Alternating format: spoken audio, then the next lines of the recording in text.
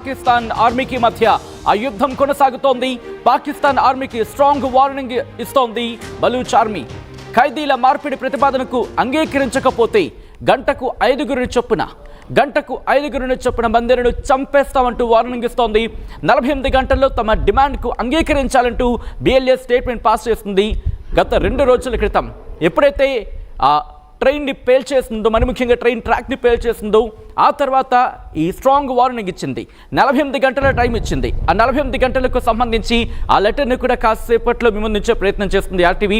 ఆ లెటర్కి సంబంధించి 48 గంటల డెడ్లైన్ విధించిన ఆ లెటర్ని నిన్న కూడా మేము చూపించాం, ఇప్పుడు కూడా మీకు చూపించే ప్రయత్నం చేస్తాం. దాంట్లో కొన్ని కీలకమైన అంశాలను కూడా వాళ్ళు ప్రస్తావించడం జరిగింది.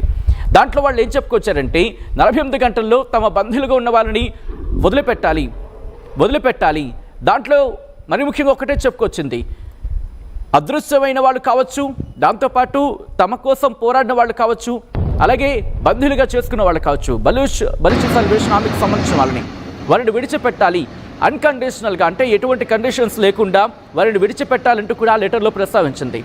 ట్రైన్ రెస్క్యూ ఆపరేషన్ ఇంకా ముగియలేదంటోంది బలూచ్ లిబరేషన్ ఆర్మీ.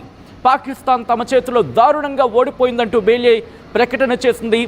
ఈ నేపథ్యంలో కొద్దిసేపటి క్రితం కూడా ఇటు ఇంటర్ సర్వీస్ పబ్లిక్ రిలేషన్స్ పాకిస్తాన్కి సంబంధించి ISPR director general lieutenant general Ahmed Sharif కూడా మాట్లాడిన సందర్భం.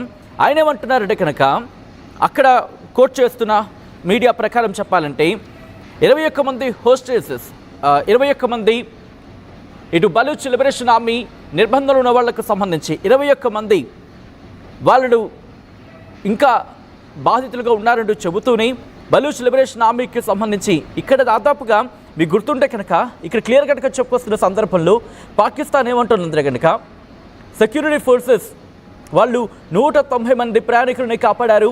దీంతోపాటు 30 మంది మిలిటెంట్స్ బలూచ్ లిబరేషన్ ఆర్మీకి సంబంధించిన 30 మందిని హతమార్చారంటూ పాకిస్తాన్ చెప్పుకొస్తోంది. హైజాగ్ అయిన తర్వాత నుంచి. కానీ ఇక్కడ 450 మందికి సంబంధించి అక్కడ ప్రయాణికులు ఉన్నారు. ఒక్కసారి ఆ లెటర్ని మీరు చూడొచ్చు. 48 గంటల వార్నింగ్కి సంబంధించి ఆ లెటర్ని మీరు చూస్తే అదుగు occupying forces retreat, more than 30 personnel eliminated, 48 hour ultimatum for prisoner exchange అంటూ 48 గంటల డెడ్లైన్ని విధించింది. 48 గంటల అల్టిమేటం అంటే 48 గంటలకు సంబంధించి అల్టిమేటం జారీ చేసింది ఇటు Baloch liberation army. Prisoner exchange, ఖైదీల మార్పిడి నేపథ్యంలో కంటిన్యూ చేస్తే కనుక ఒకసారి ఆ లెటర్ని ఫుల్ ఫ్రేమ్లోకి చూపించే ప్రయత్నం చేసినప్పుడు ఇంకొన్ని కీలక అంశాలను గురించి కొంచెం ప్రస్తావించడం జరుగుతోంది. దాంట్లో ఏమనుంది, 214 మంది బందీలుగా చేసుకున్నాం. దాంట్లో మిలిటరీకి సంబంధించిన ఉన్నారు, పారామిలిటరీ వాళ్ళు ఉన్నారు, దాంతోపాటు మరికొంతమంది ఇంటెలిజెన్స్ అధికారులు కూడా ఉన్నారంటూ ఆ లెటర్లో ప్రస్తావించిన పరిస్థితి. కంటిన్యూ చేద్దాం ఆ లెటర్ని. మీరు చూస్తే కనుక దాంట్లో 48 hours ultimatum for prisoner exchange అని చెప్పి అక్కడ హైలైట్ చేయడం జరిగింది. ఆ తర్వాత మీరు చూస్తే కనుక అదిగోండి 214 మందికి సంబంధించి 200 సెకండ్ లైన్లోని సెకండ్ పేరాలోని సెకండ్ లైన్ చూడండి. Under the rule of war 214 hostages are considered prisoners of war and BLA is prepared for a prisoner exchange అంటూ కూడా 214 మంది తమ నిర్బంధంలో ఉన్న వాడిని విడిచిపెట్టేస్తాం, అయితే ప్రిజనర్ ఎక్స్చేంజ్ ఖైదీల మార్పిడి నేపథ్యంలో అంటూ 48 hours టు ఇమీడియట్లీ అంటూ చెప్పుకొచ్చింది. And unconditionally release Baloch political prisoners, అంటే తమ రాజకీయ నాయకుడిని, ఖైదీలుగా ఉన్న రాజకీయ నాయకుడిని విడిచిపెట్టాలంటోంది, అలాగే అదృశ్యమైన వాళ్ళకు సంబంధించి విడిచిపెట్టాలంటోంది. దాంతోపాటు వాళ్ళ బలూచ్ యాక్టివిస్టులను ఎటువంటి కండిషన్స్ లేకుండా విడిచిపెట్టాలని చెబుతూనే దాంతోపాటు థర్డ్ పేరాకి సంబంధించి మీరు చూస్తే ఆ 214 మందిలో ఎవరెవరు ఉన్నారనేది కూడా ఇక్కడ మెన్షన్ చేస్తుంది.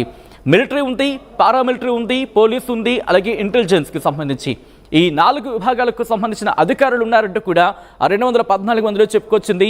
ఒకవేళ ఇప్పటికే కొంతమంది మరణించినట్టుగా మనకు తెలుస్తోంది. అయితే మిగిలిన వాళ్ళు ఎంతమంది ఉన్నారనేది ఎక్కడ కూడా క్లారిటీ ఇవ్వట్లేదు బలూచ్ లిబరేషన్ ఆర్మీ అని చెప్పుకోవచ్చు. కానీ పాకిస్తాన్ ఏమంటోంది, అందరినీ కాపాడే ఉంటుంది.